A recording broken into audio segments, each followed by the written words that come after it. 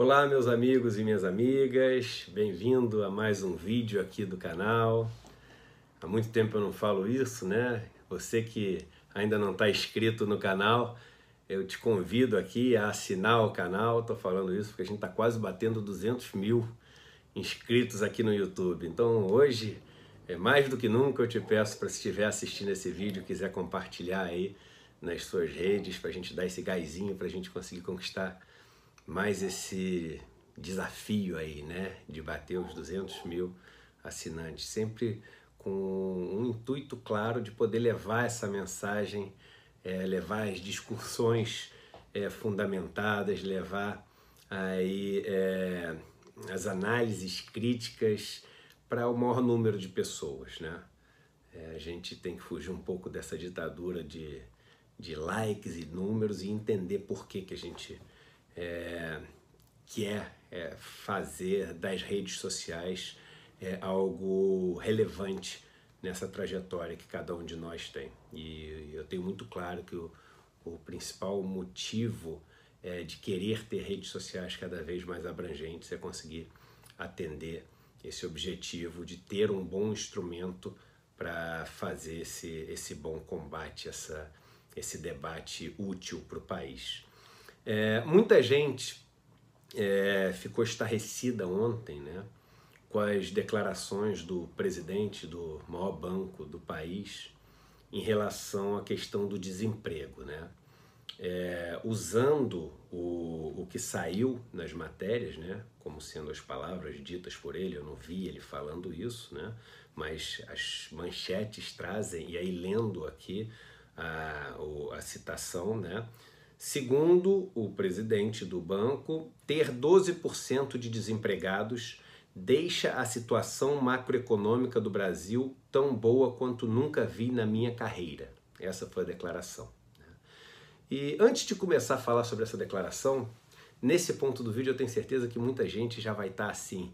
Por que você não dá nome aos bois? Fala logo qual é o nome do cara. Por que você não fala o nome do banco? Como já aconteceu em alguns posts que eu fiz, né? E eu propositalmente, eu procuro sempre não entrar nessa questão pessoal. E por que eu faço isso, né? Por que eu não falo o nome do cara e entro nesse embate pessoal e etc? Porque eu acho que isso assim é muito pouco produtivo, não é essa a questão. É claro que eu acho que as pessoas devem ser responsáveis por aquilo que fazem, por aquilo que falam e arcar com as responsabilidades daquilo que elas escolhem na vida como caminho a seguir. Mas a discussão não deve ser no nível das pessoas, né?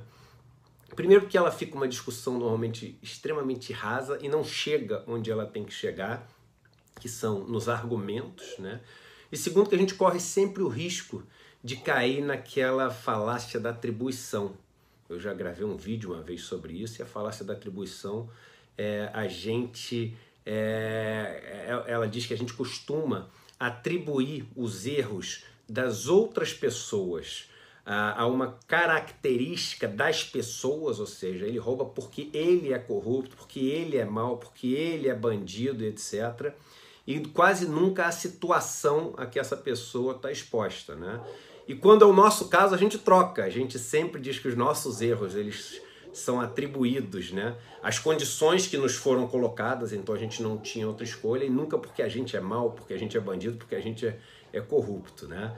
Então, para não cometer essas injustiças típicas do erro fundamental da atribuição, né, e para não deixar as discussões rasas no nível das pessoas, eu gosto sempre de discutir os argumentos. E realmente essa fala é uma fala, na minha opinião, extremamente infeliz, mas que mostra muito claramente o perigo do distanciamento das pessoas que pensam a economia e os problemas do Brasil da vida real como ela é.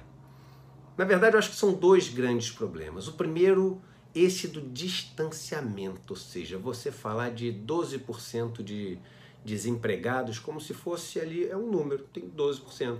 Aí tem um número de 11, tem um número de 13, e como tem 12, você pode crescer sem impactar a inflação, porque como você tem uma capacidade ociosa muito grande ali, que pode ser utilizada sem pressionar preço, você vai poder crescer sem gerar inflação e sem se lembrar, né, esquecendo que esses 12% de desempregados são pessoas que estão vivendo um sofrimento absurdo, que acordam às vezes sem saber como é que vão pagar a escola dos filhos, que não sabem como é que vão fazer para curar uma doença que a pessoa que eles mais amam na vida tem e que não é atendida ali pelo SUS ou pelos hospitais públicos, não tem vaga no hospital. Ou seja, essa insensibilidade gritante, e me perdoem a palavra, grotesca, ela vem do distanciamento dessas pessoas que pensam a economia no Brasil, dos verdadeiros problemas, da vida real, como ela acontece no Brasil.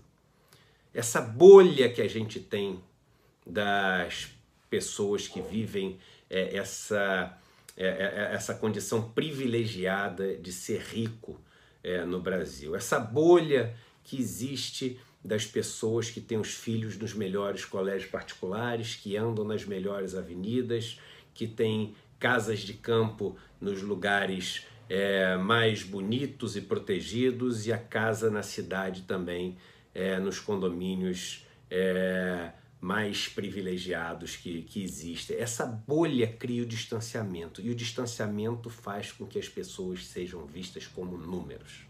Então essa é a primeira grande lição que se tira de uma atitude infeliz como essa do presidente do banco. E a segunda é a seguinte: a gente nunca deve tratar os números econômicos como uma grande média, assim, né? Como o que em economia também se usa muito, né? O top-down, né? Ou seja, você começa olhando a floresta, esquecendo das árvores, fazendo análise ali sobre a floresta. E isso vem muito assim dos números, dos agregados que se olham muito na economia. Por exemplo, quanto é que o PIB cresceu? O PIB cresceu 3%, então tá uma maravilha, né?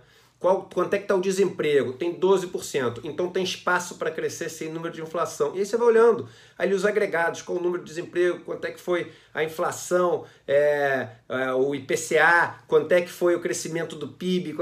E essas médias, elas podem cometer injustiças tremendas e brutais. E eu gosto muito de usar um exemplo que é o seguinte: o mundo cresceu ao longo dos últimos anos aí, uma média aí de 3% por ano, crescimento global. Só que mais de 80% da riqueza gerada foi parar no 1% mais rico da população. E o 50% mais pobre ficou com zero da riqueza gerada. Zero, nada. Isso quer dizer o seguinte, que para esses 50% mais pobre, o crescimento do PIB foi zero. E se continuar assim, não importa se o crescimento do PIB for 30%, 10%, 1% ou se cair 3%. Porque o mundo onde eles vivem, o mundo onde eles nascem, o mundo onde eles morrem, o mundo onde eles sofrem, é um mundo de 0% de crescimento.